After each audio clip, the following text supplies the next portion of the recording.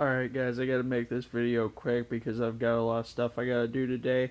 But so today's the fourth day of Maria's training. So today's gonna be focused on survival stuff. So survival research, like learning how to build shelters, find food, find water, um, just botany stuff. You want to learn what kind of plants are edible. I believe you can even eat tree bark as a like short-term sustainable source. So there's that. There were a few key points though that I wanted to go over just to hammer home the last few techniques that we need to be paying attention to. So the first thing is sleep. You want to get quality sleep when you're recovering from your workouts, because that's like when your body's using the least amount of energy and is actually, it is that's like where a good chunk of the healing process is going to be taking place, the recovery process.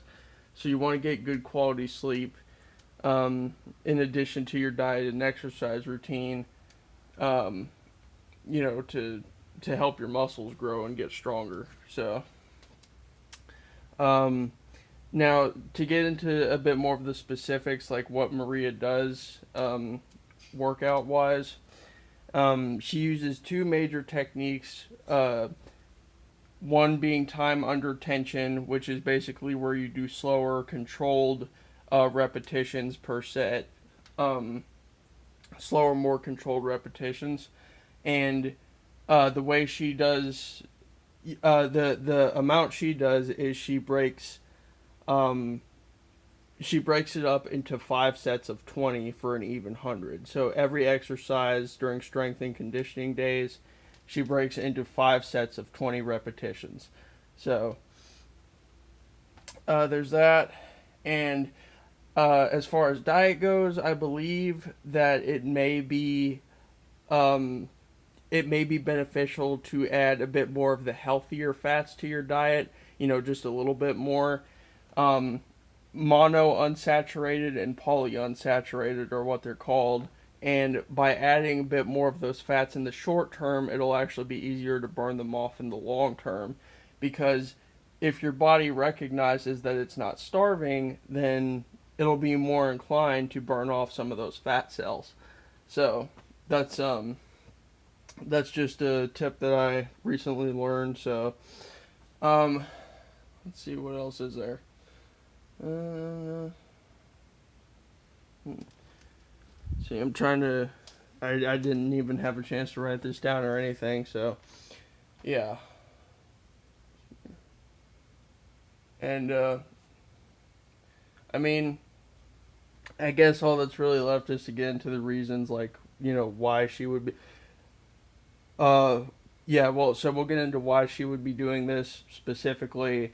Given the context and subtext of both the story and her character, she was always, she was always considered kind of highly intuitive, even at a very young age. So, so I think on some level she probably knew that the current structure of society was unsustainable.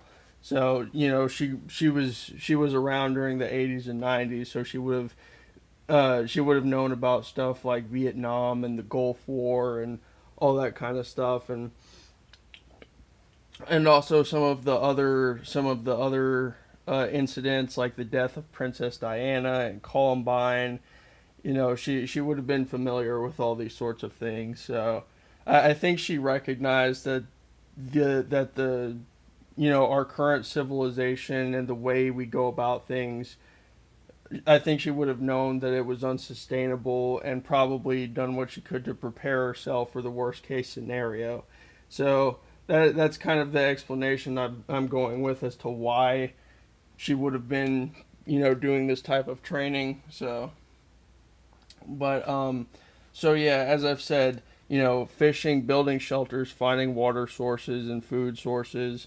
Um, Now this is where things get kind of important too, because this is where brain matters just as much as brawn. I mean, it's been mattering this whole time, because you know you have to do it in an intelligent way so you don't injure yourself, and you know you're actually able to get decent results.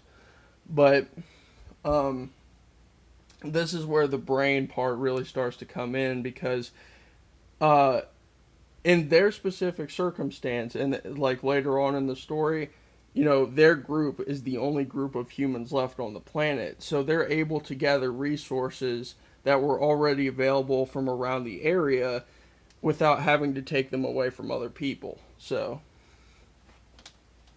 um, you know, even though they're technically like stealing, I guess, um, they're not really stealing to the detriment of others.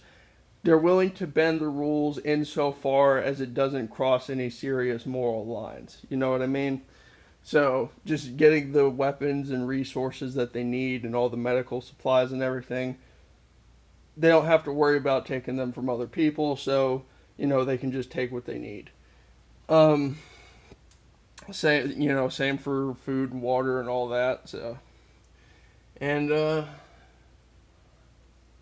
but um, as far as like a more realistic situation, it would be a bit of a better idea to learn how to hunt, fish, set traps, um, you know, build shelters, all that kind of stuff, um, and let's see, it would be yeah. Something that I've come to learn recently too is that, um, or well, not come to learn, but come to understand, is that firearms might not necessarily be the best way to hunt in a situation like this either, um, because since their group has a decent amount of people in it, they would be wanting to get large quantities of food as quickly as possible. So if you had something, say like a fishing net where you could catch a bunch of fish all at once, or you know find ways to um, gather large quantities of game in the wild, um, you know you'd have to figure out a way to get as much as many sources of protein out there as possible. So yeah, because it's going to be really difficult to just sustain yourself on plants and water and everything. You're definitely going to need some protein sources. But I mean, I guess as far as that goes, that's really about it. Um, you know, just um, I mean, just you know, think up ways that you think might help you as well. I mean, this is more of like a guideline to for what to do in these kinds of situations. But in a realistic scenario, you're not going to want to be taking resources from other people, you know, unless unless you're one of the douchebags like the monsters in the story. So you don't want to be like that. So yeah, just practice, like brush up on your survival skills. Learn how to do all the stuff I mentioned, and you should be good to go. So that's what today's going to be all about. Oh yeah, and you also want to study up on what kind of foods have the longest shelf life, because there are some foods that can last indefinitely, and then there's foods like canned beans that can last for several decades.